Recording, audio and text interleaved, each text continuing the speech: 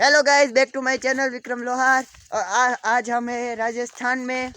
ये है हमारी मम्मी, पीछे आ रही है जो हमारी बहन, मामा की लड़की। गाइस अभी गए हम पानी लेने के लिए, तो हम राजस्थान का थोड़ा नज़ारा बता देंगे। ये देखो गाइस,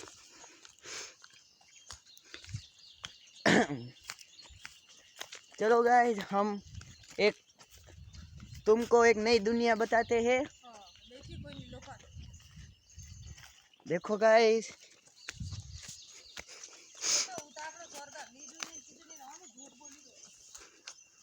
ये देखो गाइस,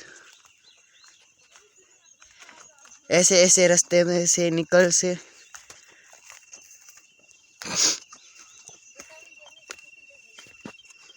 ऐसे ऐसे रास्ते में से हमको निकलना पड़ता है और पानी लेने के लिए।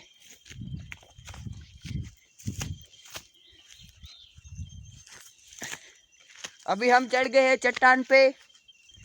सामने से आ रही है हमारी मम्मी, पीछे है हमारी बहन।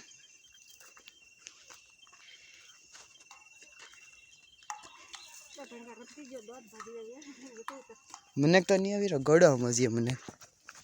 गाइस आज के लिए इतना ही काफ़ी है। मिलते हैं एक नए ब्लॉग के लिए। जय हिंद, जय भारत।